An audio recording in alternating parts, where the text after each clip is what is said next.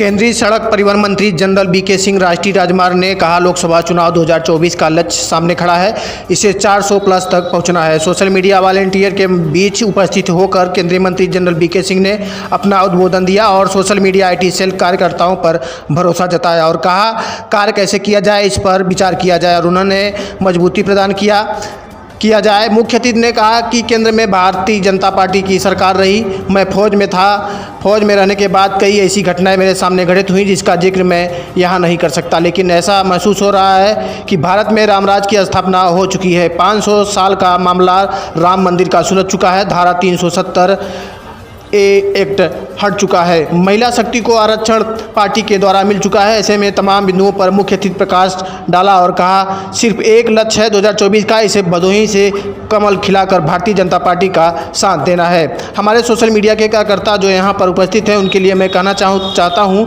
और वह ध्यान दें और सोशल मीडिया का उचित प्रयोग करें। अपना विचार व्यक्त किया जिला प्रभारी नागेंद्र रघुवंशी ने मुख्य अतिथि का आभार जताया और कहा कि जिस तरह से जनपद का प्रभार देख रहा हूँ उससे प्रतीत होता है कि यहाँ पर कार्यकर्ता बहुत ही अच्छे हैं और लग्नशील है, पार्टी के मंशा को जानते हैं और पार्टी के साथ रात दिन मेहनत करते हैं। उनके कार्य कुशलता पर कोई संदेह नहीं है। जिला अध्यक्ष दीपक मिश्रा ने कार्यकर्ताओं पर भरोसा जताते हुए कहा कि अब मुख्य अतिथि जी मैं आपके साथ आज आश्वासन देता हूं, आने वाले चुनाव में भदोही से इतिहास रचा जाएगा। हमारे कार्यकर्ता बहुत ही ऊर्जावान हैं, ऐसे में कार्य करने से पीछे नहीं हटेंगे। जिसके नियमित आप अभी यहाँ आए हैं इसके लिए हम सभी लोग कमर कस चुके हैं। उपस्थित लोकसभा प्रभारी अभिमन्यु सिंह, लोकसभा संयोजक श्याम बिहारी पांडे, जिला प्रवासी अवधेश सिंह सारथी, जिला पंचायत अध्यक्ष अनिरुद्ध त्रिपाठी, विधानसभा प्रभारी सुष्मिता मौर्य, विधानसभा प्रभारी अमित सिंह, विधानसभा संयोजक अरविंद शुक्ला, विधानसभा संयोजक नागेंद्र सिंह,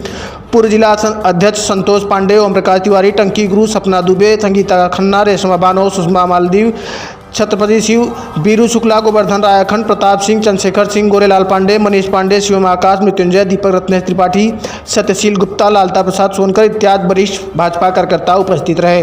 भदोही जनपद से सह संपादक राजेश पांडे की bureau report.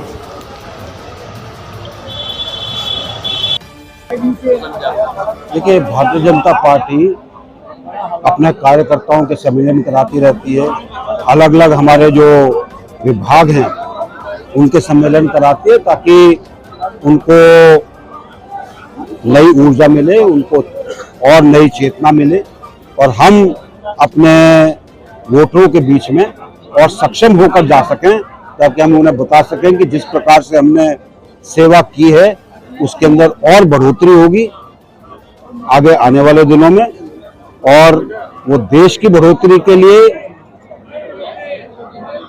Bharatiya Janata party को वोट। आज जो है अखिलेश जी मुख्तार अंसारी के घर पे जा रहे हैं, आज अखिलेश यादव मुख्तार अंसारी के घर पे जा रहे हैं, इससे क्या लगता है कि जो उनको लगता है कि मुस्लिम भी ध्रुवीकरण हो रहा है और इसको रोकना उनके लिए बड़ी चुनौती है। देखिए, विपक्षी पार्टियां सब कुछ करने की कोशिश करेंगी, हमको उनसे कोई चिंता नहीं है। हमने अपने पार्टी को कैसे संगठित करना है, कैसे संयोजित करना है, कैसे आगे बढ़ाना है ताकि हम देश के विकास के लिए और आने वाले विकसित भारत के लिए काम कर सकें। कौन कहाँ जा रहा है कोई चिंता की बात नहीं। अच्छा, भारतीय जनता पार्टी ने कई बड़े नेताओं का टिकट काट दिया, जो है मंत्रियों का भी टिकट कटा है, लेकिन बगावत नहीं हो रही है। अन्य दलों में क्या होता है, टिकट कटता है, लोग बगावत करने लगते हैं, तो ऐसा क्यों हो रहा है भारतीय जनता पार्टी? देखिए, पार्टी की सोच होती है, पार्टी एक सुनियोजित तरीके से आगे बढ़ती है, उसी हिसाब से जो उनका विश्लेषण है उसके हिसाब से वो अपने टिकट वितरण करते हैं। उसमें हम सब पार्टी के कार्यकर्ता होने के नाते कोई भी भारतीय जनता पार्टी में ऐसा नहीं है जो ये सोचकर चलता हो कि मेरा ही निश्चित होना है। हमारी पार्टी ऐसी पार्टी है जो सबको मौका देती है, कार्यकर्ताओं को उठाती है, संगठन के लोगों को उठाती है, उनको आगे बढ़ाती है और इसी सोच के साथ चलती है। आम आदमी पार्टी के नेता संजय सिंह जेल से बाहर आए हैं, रिहा हुए हैं। उनका आरोप है कि आपकी सरकार जो है ईडी का, सीबीआई का, तमाम जो जांच एजेंसियां हैं उनका दुरुपयोग करके लोगों को जेल भेज रही है, वो भी खाली विपक्ष के लोगों को। देखिए, जब भी कोई गलती करता है कानून सबके लिए बराबर है। क्या भारतीय जनता पार्टी के अंदर शराब घोटाला हुआ है क्या? नहीं हुआ ना। लेकिन अगर घोटाला हुआ, घोटाला क्या है?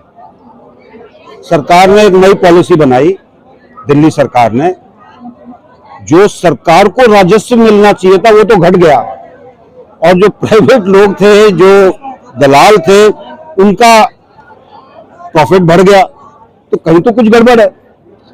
अगर गड़बड़ है तो उसकी जांच होनी चाहिए। अगर उसमें कोई दोषी पाया जाएगा तो उसको जेल होनी चाहिए।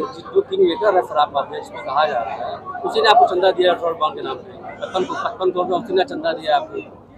देखिए, चंदा तो सबने सब पार्टियों को दिया, तो किसी के एक के ऊपर उंगली उठाने से काम नहीं चलेगा। उसी शख्स ने अन्य पार्टियों को भी दिया।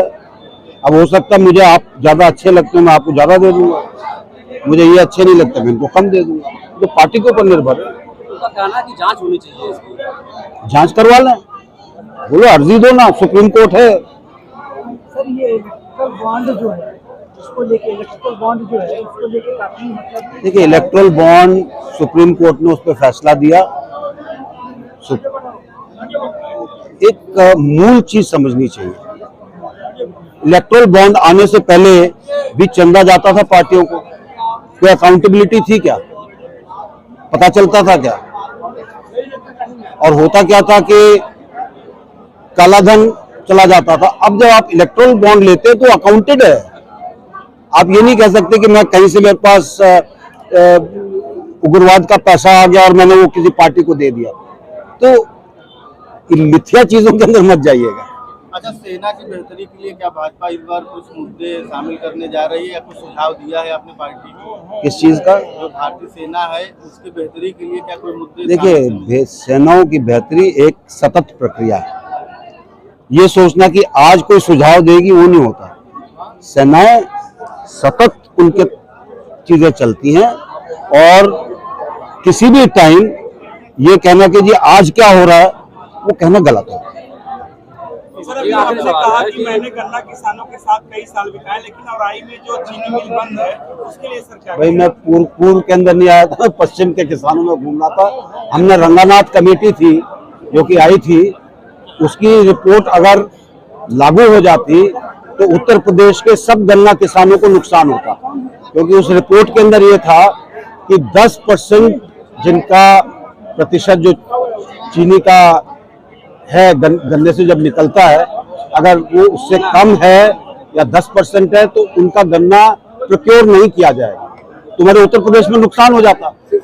उसको, उस कमेटी को रुकवाया गया, और अभी तक, और अब जाकर पूरे प्रदेश के अंदर और अच्छा विकास हुआ है। अब हमारा जो 8 या 9% प्रतिशत था चीनी जो उसमें से निकलती थी, अब ज्यादा निकलने लगी। एक सवाल है, प्रत्याशी कब तक आप डिक्लेयर करेंगे? भदोही के प्रत्याशी कब तक डिक्लेयर करेंगे? क्या लगता है कि आप जीत रहे हैं भदोही? पार्टी का फैसला है, जनरल साहब जब भी करेंगे। आपके अन्ना से अच्छे संबंध है, नहीं, मेरे राष्ट्रवादी चुनाव लड़े तो अन्ना से आपकी बातचीत हुई कि नहीं? चुनाव लड़ने से पहले आप चुनाव लड़ रहे हैं, आप राष्ट्रवादी पार्टी है, तो अन्ना आपके सपोर्ट में है कि नहीं? देखिए, अन्ना का एक अलग वो है, ठीक है, उनकी एक अलग सोच है। जो सोच उनकी है उसका कोई, उसको बदलना मुश्किल है, क्योंकि उनका एक अलग चीज है। उनका एक ही मुद्दा है, भ्रष्टाचार। और वो जब उनका अनशन खत्म हुआ, वो इंडिया अगेंस्ट करप्शन जो बना था वो खत्म कर दिया, क्योंकि वो अरविंद केजरीवाल और उनके लोगों ने बनाया था। जितना उसका पैसा आया था वो